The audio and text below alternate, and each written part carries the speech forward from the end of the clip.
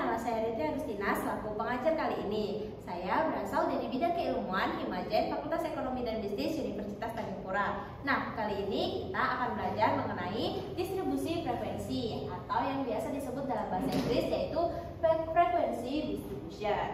Oke, next.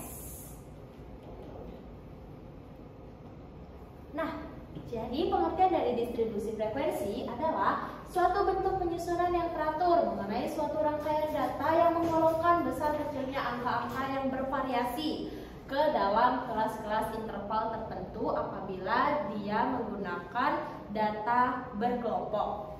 Nah, bagian-bagian dari distribusi frekuensi ada 5, yaitu ada kelas-kelas, ada batas kelas atau biasa disebut sebagai kelas limit. Dan batas kelas itu ada 2, batas kelas bawah dan juga batas kelas atas. Nah, yang ketiga ada tepi kelas. Tepi kelas juga sama seperti batas kelas. Tepi kelas itu mengandung 2 bagian, yaitu tepi kelas bawah dan juga tepi kelas atas. Yang keempat itu ada interval kelas. Nah, interval kelas ini biasa juga disebut sebagai kelas interval. Yang terakhir ada frekuensi kelas atau kelas frekuensi. Oke, next. Nah, yang pertama kita akan melihat contoh soal dari distribusi frekuensi yang biasa. Nah, disebutkan bahwa pada suatu kelas berisi 76 siswa didapat nilai untuk ujian akhir sebagai berikut. Nah, kita bisa melihat tabel datanya sebagai berikut. Mohon maaf, data. Oke, next. Nah, karena data-data yang telah disajikan tadi itu tidak beraturan, langkah pertama yang harus kita lakukan adalah dengan mengurutkannya dari data yang paling terkecil sampai ke data terbesar. Nah, didapatkanlah hasil seperti ini. Kemudian untuk yang pertama kali kita lakukan setelah menyusun data itu adalah menghitung jangkauannya. Jangkauan ini adalah agar kita mengetahui jarak antara kelas ke kelas. Nah, jangkauan yang diketahui rumusnya itu adalah X-max dikurang X-min. Nah, X-max ini adalah nilai terbesar dari data yang sudah disajikan. Lalu X-min adalah data terkecil dari data yang sudah disajikan. Diketahui bahwa data terbesarnya adalah 90. Nah, data terkecilnya adalah 40. Maka kita kurangkan saja 90 dikurang 40, maka hasilnya adalah 50. Lalu kita hitung dari banyaknya kelas agar kita bisa mengelompokkan berapa saja kelas yang tersedia di data. Nah, rumus dari banyak kelas adalah K sama dengan 1 ditambah 3,3 log N.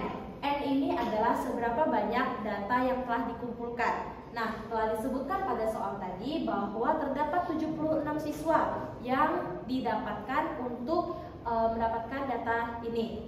Lalu masuk pada interpretasi rumusnya, yaitu K sama dengan 1 ditambah 3,3 log 76. Log 76 adalah 1,88. 1,88 ini kita kalikan dengan 3,3. Maka hasilnya adalah 6,266. Nah, 6,266 ini kita tambahkan dengan 1. Maka hasilnya adalah 7,266.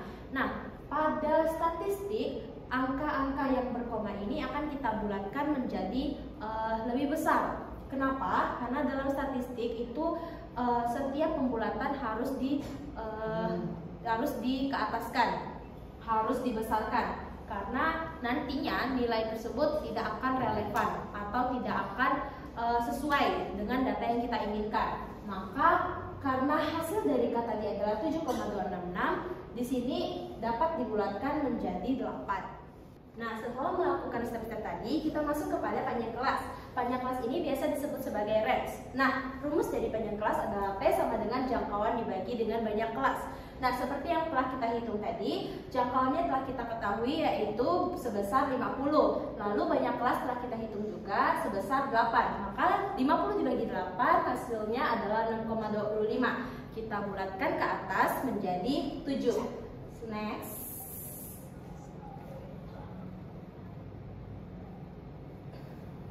Oke, Berikut adalah tabel distribusi yang akan kita buat berdasarkan hitungan yang telah kita tentukan tadi. Nah, di sini kita dapatkan dari 40 sampai ke 95. Mengapa 95 sedangkan pada tabel tadi tidak ada 95? Jadi, dalam statistik apabila nilai tersebut lebih dari data yang disajikan itu tidak apa-apa, asalkan tidak berkurang atau tidak mengurangi data dari yang telah disajikan. Nah, 40 sampai 46. Dari mana kita mau tahu ini? Di sini ini telah diketahui dari panjangnya kelas. Kemudian frekuensi. Frekuensi ini dihitung secara manual. Kita melihat data yang telah disajikan tadi dan kita menghitung seberapa banyak angka dari 40 sampai 46, 47 sampai 53 dan seterusnya.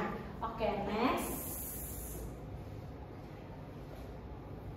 Nah, jadi pada distribusi frekuensi itu juga ada distribusi frekuensi relatif selain yang dari distribusi frekuensi biasa. Nah, distribusi frekuensi biasa relatif itu biasanya diinterpretasikan dengan presentase. Jadi, rumus dari frekuensi relatif itu sama dengan frekuensi tiap kelas dibagi dengan total data yang ada. Kemudian kita kalikan dengan 100%. Nah, jadi kita mulai menghitung dari kelas yang pertama. Kelas yang pertama itu frekuensinya ada 8. Nah, kemudian kita bagikan dengan 30. 30 itu didapat dari jumlah data yang ada. Jumlah data ini didapatkan dari setiap penjumlahan di setiap frekuensi yang ada. Kemudian kita kalikan dengan 100%, maka hasilnya adalah 26,67%. Begitupun seterusnya sampai pada kelas terakhir, yaitu kelas 6. Next. Oke, kita masuk kepada penyajian tabel dari distribusi frekuensi relatif. Nah, setelah kita mengetahui frekuensi relatifnya, tinggal kita masukkan saja kepada tabel yang telah tersedia tadi. Oke, next. Kemudian setelah distribusi frekuensi relatif, itu juga ada distribusi frekuensi kumulatif.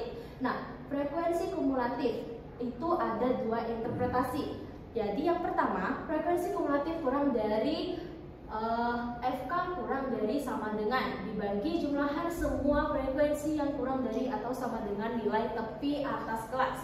Jadi cara menentukan tepi atas kelas itu ada rumusnya. Rumus dari TA atau tepi atas itu sama dengan batas atas atau BA ditambah dengan 0,5. Lalu yang kedua, frekuensi kumulatif lebih dari atau FK lebih dari sama dengan dibagi jumlahan semua frekuensi yang lebih dari atau sama dengan nilai tepi bawah kelas.